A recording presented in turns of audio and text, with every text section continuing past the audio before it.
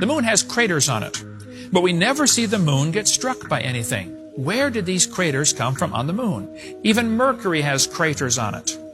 Where did these craters come from? Mars has a canyon much larger than Grand Canyon. 4 of the planets today still have rings around them, and the rings around these planets are made of rock and ice. Very interesting. Now, Walt Brown thinks some of the craters on the moon were formed when the fountains of the deep broke open and rocks went flying up out of Earth's gravitational pull, drifted around for a while and clobbered into the moon. He thinks the comets came from Earth, and water on Mars came from Earth when the fountains of the deep broke open. Here's an article about a scientist who discovered chunks of ice as big as this auditorium are hitting the Earth all the time. They dissolve in space, but it rains down as water. There's water everywhere in space. Scientific and Technology article here. The Bible says all the fountains of the deep were broken up in one day.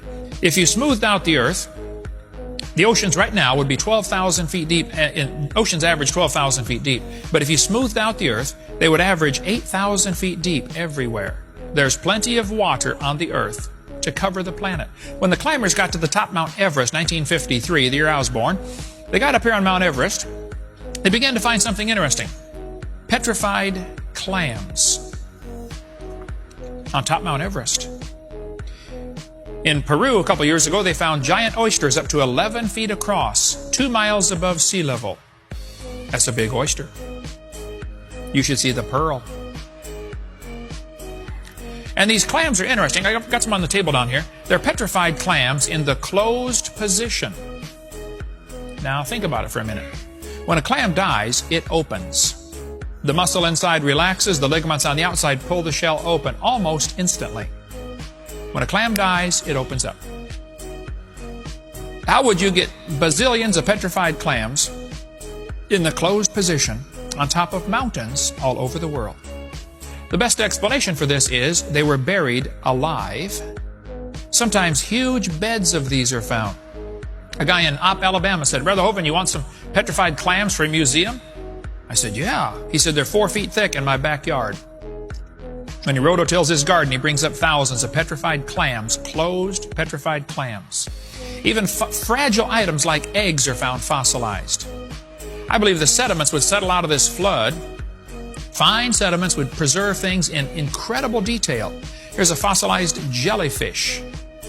We have an arm to an octopus, fossilized octopus arm in our museum. Soft tissue simply doesn't fossilize. Under very special conditions are required. The Bible says the fountains of the deep broke open. So I think the earth got struck by a meteor. The water underneath went shooting to the surface, and the earth was covered with water. See, the earth's crust is kind of interesting. Pretty thin, actually, in some spots. 3 to 5 miles thick under the crust, under the oceans, and 30 miles thick under the continents. The hot water from inside the earth would come shooting out, and it would kill animals that live within a certain radius of the crack as the hot water escaped. As the basalt bulged up in the middle, the plates are going to slide down, explaining, as I said earlier, about the wrinkled mountains. Take a look at these mountains in British Columbia. They've been pressed from the end, wrinkled up. What happened? During the first few months of the flood, the dead animals would settle out. People ask, why aren't more human fossils found?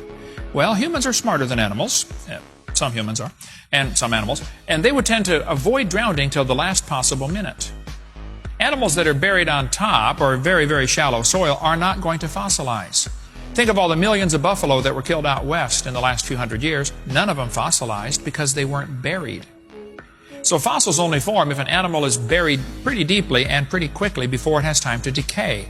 Marvin Lubenow says about 4,000 sets of human remains have been found. I think there are fewer humans than animals found fossilized because they were smarter and would avoid drowning till later in the flood, and therefore they're not going to be fossilized. We cover more on that in video 7. The trees that are uprooted would float around in big log mats the size of Texas. They're going to be buried and become the coal seams that we see today. Moving water does some very interesting phenomena. As water is moving, it automatically sorts things. It can form 5 or 6 layers simultaneously.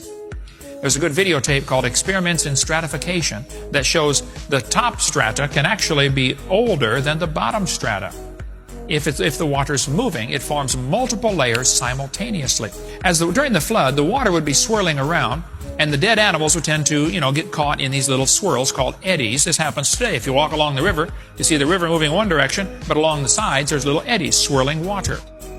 This would happen on a global scale during the flood of Noah.